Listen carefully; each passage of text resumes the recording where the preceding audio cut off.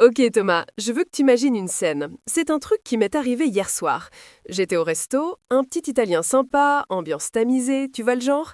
Et à la table d'à côté, il y avait une famille, deux parents, deux enfants, disons 4 et 7 ans. Et tu sais ce qui m'a frappé? Laissez-moi deviner, le silence? Exactement, un silence de cathédrale. Pas un mot, pas une dispute, pas de nourriture qui vole, rien. Juste ces deux têtes blondes, penchées à 90 degrés, les yeux vitreux, absorbés par la lumière bleue d'une tablette enchâssée dans une coque en mousse rose fluo de 5 cm d'épaisseur. C'était presque dystopique, on aurait dit des petits zombies connectés. Ouais, bienvenue dans le monde merveilleux de la génération Alpha, Sarah, les fameux iPad Kids.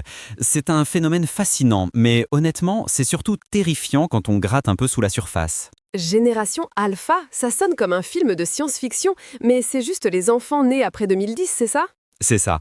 Et 2010, ce n'est pas une date anodine. C'est l'année de lancement de l'iPad. C'est la toute première génération de l'histoire de l'humanité qui n'a jamais connu un monde sans écran tactile portable. Pour eux, un magazine papier, c'est juste un iPad cassé qui ne swipe pas. Ils ont grandi avec une tétine dans une main et un écran dans l'autre. Et on commence à peine à voir les dégâts parce que les premiers alphas arrivent au collège. Et les retours des profs, oh Sarah, les retours sont catastrophiques. Ah oui, à ce point-là? Je veux dire, chaque génération critique la suivante, non? On disait que la télé allait nous griller le cerveau, que le rock'n'roll allait nous rendre violents. Est-ce que c'est pas juste de la panique morale? J'aimerais te dire oui, vraiment, mais là, on parle de compétences motrices de base qui disparaissent. Récemment, j'ai lu un rapport d'instituteurs en maternelle et en primaire qui explique que les enfants ne savent plus tenir une paire de ciseaux. Attends, quoi? Des ciseaux? Des ciseaux! Ils n'ont pas la force dans les doigts, ni la coordination œil-main nécessaire pour découper une forme simple. Pourquoi? Parce qu'ils ne manipulent plus d'objets physiques. Ils ne font pas de pâte à modeler, ils ne construisent pas de Lego, ils swipent. Leur motricité fine est câblée pour glisser un index sur une surface lisse, pas pour saisir, pincer ou manipuler le monde réel. C'est ce qu'on appelle l'effet vitre. Le monde est devenu une image 2D pour eux. C'est fou! C'est vrai que maintenant que tu le dis, voir un gamin de 3 ans scroller sur TikTok avec une dextérité de chirurgien, c'est impressionnant. Mais s'il ne peut pas tenir un crayon, on a un souci. Mais Thomas, soyons honnêtes 2 minutes. On tape sur les écrans. Ok. Mais moi, quand je vois cette famille au resto, je vois surtout des parents épuisés. Oui, bien sûr. Non mais attends, laisse-moi faire l'avocat du diable. On vit dans une société où les deux parents bossent, souvent avec des horaires pas possibles, le coût de la vie explose, les modes de garde sont hors de prix ou inexistants. L'iPad, Thomas, c'est la nounou la moins chère du monde. C'est le bouton pause pour des mères qui sont au bord du burn-out. Est-ce qu'on a vraiment le droit de les juger parce qu'elles veulent juste manger une pizza chaude sans devoir gérer une crise de nerfs en public? Tu as totalement raison de le souligner, et je ne veux surtout pas qu'on tombe dans le mom shaming ou la culpabilisation facile. L'épuisement parental est réel. Mais le problème, c'est que l'empathie qu'on a pour les parents ne change rien à la réalité biologique de ce qui se passe dans le cerveau de l'enfant. C'est là que le bât blesse. On peut comprendre la cause, mais on ne peut pas ignorer la conséquence. Et c'est quoi la conséquence biologique au-delà des ciseaux? C'est la dopamine, c'est de la chimie pure. Les applications comme TikTok, YouTube Shorts ou même ces jeux hyper colorés pour bébés sont conçus par des ingénieurs de la Silicon Valley pour être addictifs. C'est le principe de la machine à sous, récompense variable, gratification instantanée. Le cerveau d'un enfant est hyper plastique. Si tu l'habitues à recevoir un shot de dopamine toutes les 15 secondes avec une nouvelle vidéo, comment veux-tu qu'il supporte une salle de classe? C'est le fameux déficit d'attention dont tout le monde parle. C'est pire que ça. C'est une intolérance totale à l'ennui.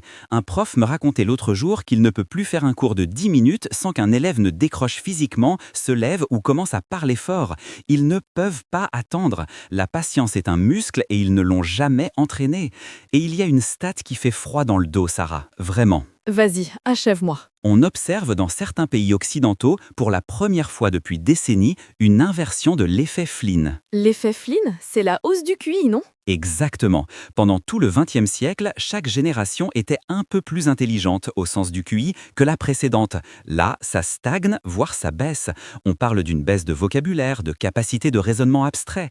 Quand tu passes ta journée devant Skibidi Toilet, ne me demande pas d'expliquer ce que c'est un cauchemar absurde, ou des vidéos d'unboxing unboxing de jouets, ton cerveau ne travaille pas, il consomme, il est passif. C'est du gavage doigts numérique.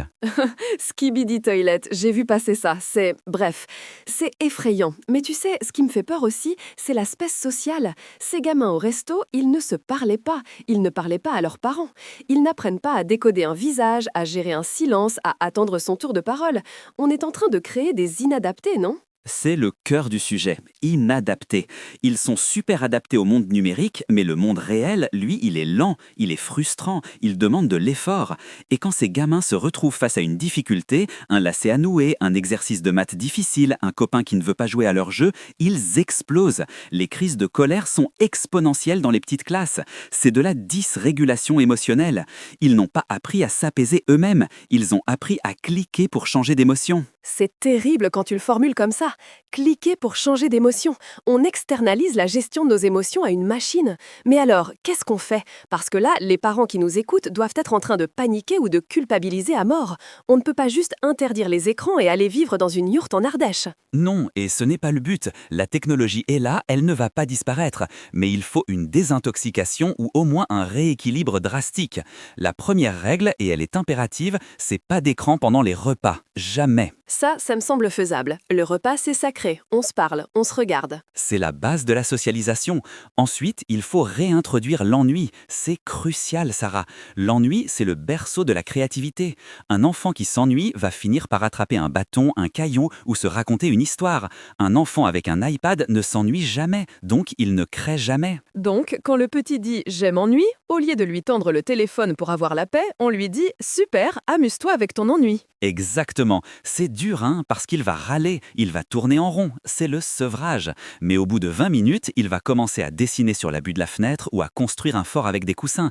Et là, ses neurones se reconnectent. Et puis, il y a le contenu. Si écran il y a, ça ne doit pas être du scrolling infini.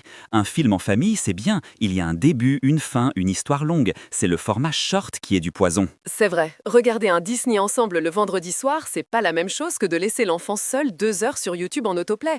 C'est l'isolement le problème et la fragmentation de l'attention. Tout à fait. Il faut que les parents reprennent le contrôle de l'algorithme. Parce que l'algorithme, lui, il s'en fiche du développement de votre enfant. Il veut juste son temps de cerveau disponible pour vendre de la pub.